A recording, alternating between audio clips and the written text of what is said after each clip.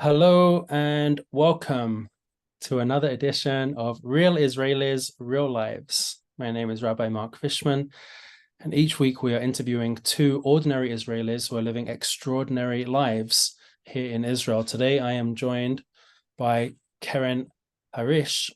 Keren, thank you Mhm. so much for joining us. You're welcome. Can you share with us, please, a little bit about yourself? Where were you born, and what is your story in a few sentences or less? I was born in Israel. Where? I was born here in Har HaTzofim in Yerushalayim, Okay. and I met my husband, and it's called a student village in Jerusalem, and How long ago did you get married? 2 years ago. Mazal Tov. That still Yeah, deserves a Mazal Tov. That's still new enough. Okay. yeah, thank you. Yeah, it was just 2 weeks ago, so it's okay. We had our anniversary. Very Um, nice. And we from when we got married, we moved to Sderot. Um, Why did you he- choose to move to Sderot?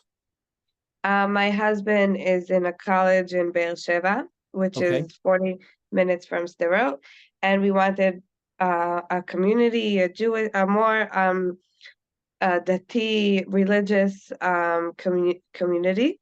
Okay. Um, and I heard about Sderot, and we said, okay, let's live there. I think the whole Um, Jewish world has heard about Sderot. Sderot, for those of you who may not know, is a beautiful city of around 40,000 population, I believe. And Yeah, it is the largest city closest to the Gaza border. So after your marriage, you moved to Sderot, and you've been there for almost 2 years. for 2 years. Okay, And we said, okay, let's move next to the police station because for me it was the best. I felt secured living right in front of it, right. as you saw in my house. Um, and I work so. My husband is finishing his college in Beersheba, Okay, and I work with at-risk kids in Sderot in a school. Right now, they're evacuated to a different place, so they're not with me right. in Jerusalem. You're now Um, living in Jerusalem. You are precisely where? I am in a hotel for almost 2 months Wow. in the Ramada in Jerusalem. It's Right. very hard to live in a room and not a house. I think this is Um, incredibly important. I just want to focus on this point. Everybody loves going to a hotel for a vacation. yeah. What fun could there be to go to a hotel on a vacation? Unfortunately, and I want to stress this because people might not be aware, for those residents of the south along the border of Gaza, all of those residents have been relocated. The state has put up those citizens in hotels across the country. You, for example, are in Jerusalem, and now 2 months in a hotel room. And for everyone who is listening, I'm sure you realize if you're on vacation for 1 week, at the end of that week, you start getting a little bit antsy. Let me just go home already. If you're on vacation for 2 weeks, okay, maybe you can last a little bit longer. By day 10, day 11, you're saying to yourself, you know what, Dayenu, this is enough. I just want to go home. Keren, you're now 2 months in a hotel room. And if I'm allowed with permission to share with those who are listening, you are expecting your first baby. Hmm. B'sha'a tova, Yeah. when are you due? Anytime. So you are at your due date right now, and it could be in the middle of this interview. Um, Good. I Okay. just want to say, like, it's when you come to a hotel, you pack for the season. You pack Yes. for what you need. And Yes. uh we didn't have a chance to pack. We had to just leave. And most of the people only just needed to leave. And we came and it was a week of winter and cold, and we only had sandals. And it's very we had to get a lot of donations of secondhand Hmm. stuff for Hmm. kids, for us. It wasn't that simple. Right. Um, Can you go back and take me to the 7th of October, please? You said that you chose your home right near the police station. For those who are listening to this interview, I had the great honor of visiting Karen's home last week, where a cousin who lives in our community here in Efrat, cousin of Karen, asked if we could relocate Karen's home to a different home, as all of her belongings can now no longer be kept in that original first home. You chose to live near the police station. Can you explain to everybody what happened on the 7th of October in Sderot and at the police station and at your house? well, that's a whole hour of a story, but the short Share with story us is, what you can. I woke up at 6:30 in the morning, first thing on Shabbos, with we have a siren that there's a woman that says code red, and I hear a lot of rockets on top of me exploding. Um, I didn't understand. I never had that.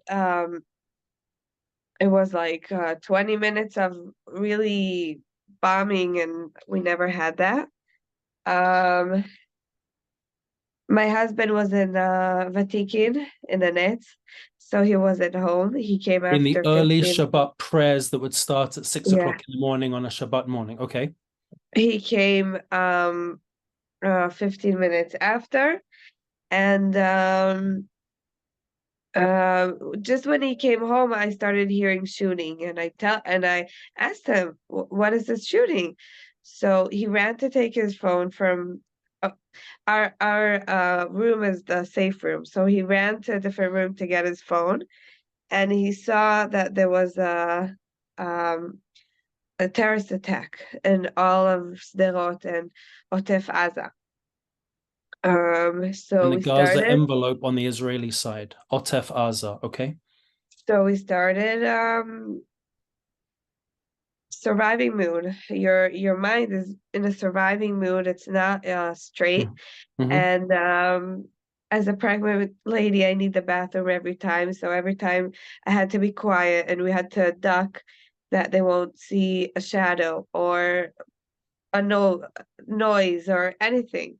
My husband saw um a few terrorist people under our windows, so we really had to be very quiet. We didn't So have a gun. directly outside your house, directly outside your window, you see terrorists walking around. Yes. It was Threatening, scary. What are you thinking in it that moment? wasn't even that. It was a really battle right there. I So some hear of the Jewish shooting. residents were fighting back, were shooting at them. I hear everything. I hear Arabic. I hear Hebrew. Um, the safe room isn't a closed room for noise. I hear everything. Um, What are you feeling in those moments? Are you afraid? Are you petrified? What's going through your mind? um, I felt like I didn't have any. I didn't feel like I was getting out alive. I felt like was my end. Wow. Um, and I said also Shema Israel. I really I told my husband, we're gonna die. We can't get out of here. It was hard. Hard feelings. Um, I don't know when any of us experience what death is, or death is and as a Jew. It's very scary. And the I think the hardest thing is that I never there's no time sense. Right. Um I think we just didn't know what to do and how long this is going to be and how long the army is going to come and rescue us. It was very, very hard. How long Very. were you in that room for over the For, course of that day? for 30 hours until Sunday afternoon. 30 hours until Sunday afternoon. Hmm. Did you have food? Well, no, all our hog food was by my husband's cousin, which we had to go to. We had bread from the freezer and cream cheese. Um, by Sunday already, Was there still the fighting on Sunday? Were the terrorists still in Sderot the day it was after? still the whole week. We just vanished with the ambulance, but you couldn't really uh leave your safe room. Um, Who came to rescue you? an ambulance. An ambulance. I started not feeling good. So yep, Wow. So you call the ambulance? Did your husband call an ambulance? my husband did. Also, Sunday morning, so the we had a tank takeover of the police station and putting it down. And on Sunday morning, because of the tank, the water stopped because it did damage to the water system. So I had no water. The food was already um, out. Yeah. The electricity also started going down. So we had no way to connect with our cell phones because the battery was getting low. So it was life threatening. You can't. I'm pregnant, and who's gonna come and rescue me? You just alluded to the tank destroying the police station. I just want to flesh out that story. Tragically, terrorists infiltrated the central police station of Sderot.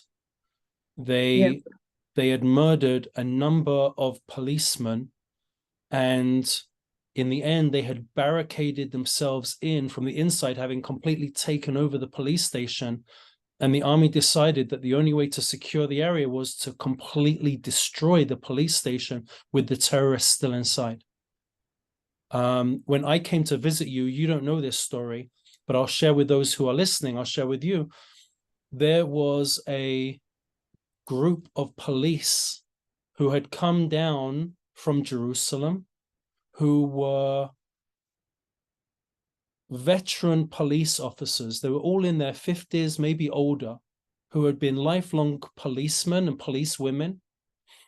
And as I guess you would call it a practical training day, they had all come to the police station, or where the police station was in Sderot, to hear of the stories of bravery and how they had fought back.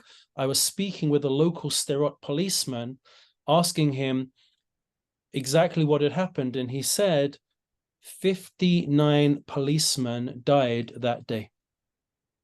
59 policemen were killed on that day. And what is now just a field, it's been leveled entirely. There sits a solitary Hanukkah, which I guess is a sign of Jewish strength and perseverance in the light of such horrible darkness. Karen, share with us, what is the plan? What's happening next? Be'ezrat Hashem, a healthy baby, please God. Amen. What happens next? Do you bring the baby back to your hotel room? Um, I'm hoping not to. Uh, the food is already not the same food, and there's not so much privacy and help. And my husband needs to go back to the army 2 weeks after. So I'm gonna have to live with my parents Okay. for who knows how long. We don't know. Right now it's not safe to go back to Sderot. Um, as you know, my new house is also all boxes and nothing Yeah. livable so Yeah. much. Um, Let me ask you, where will you go back to live once everything is quiet? in the new apartment And where is that new apartment? in Sderot, in a different place, which is not next to the police station. And we hope that I hope that I could go back and I could really live again, because it's not easy to go back to that place, which I experienced a lot of fear and death and destruction. How do you say Destruction. it? Yeah. Let me ask you a Uh, personal question. You survived the terrorist attack, heavily pregnant on the 7th of October, and yet you're telling me you want to go back and rebuild your home in Sderot. How do you return to Sderot? What is it that's driving you to return back there? because we don't, um, how do you say that? We don't escape from fear. We want to um, face it. And sometimes I don't know if I have the strength, and maybe I'm like, oh yeah, I have the strength. But I feel like it's important to go back and live in those places, because then it's gonna get to everywhere. If you don't go back and stay close to where the danger, I don't know if it's danger Mhm. now, but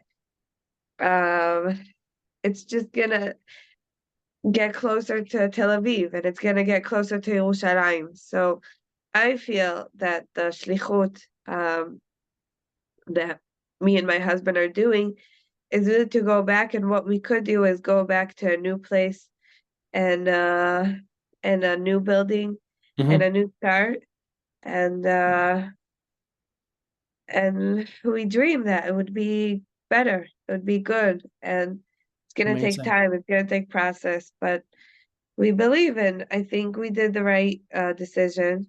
Um, you can't just throw away 2 years of your life uh, and go anywhere else. You feel connected to people, to the place, Mhm. to the Shabbases, to the shul, to the prayer, the pray that we have in the Yeshivat Sder. It's something that's very powerful, and Amazing. Amazing. yeah. As I'm listening to you, it's inspirational, Karen. Really, it's Thank amazing. you. You're going back because if you don't put yourself there, then the danger will come closer and closer and closer. We can't keep running away. And secondly, because of your connection to community, the shul, the davening, the prayers, the people, and this is home. Karen, I find you one of Israel's modern heroes. And at this time of Hanukkah, I don't know if you've been called a Maccabee before, but I see you as one of the modern day Maccabim. It's Thank incredible to you. listen to you. You're an inspiration to everybody. And we wish you good luck getting back home and restarting life in Sderot. It's Amen. amazing. Our bracha to you is B'shah Tova. The baby should be healthy. The delivery should go easily and Amen. smoothly. And hopefully, we will once again have you back on the show with the baby down the line in the right time. Don't worry, when you're ready. And Amen. Amen. thank you so much for coming on and speaking with us at this incredible time for you. We wish you well. You're We wish you welcome. Hatzlacha Rabba. Thank you so much, and thank you for listening. Absolutely. Have a Thank you. Chag Sameach. Hag Sameach. Thank you. Bye. Bye.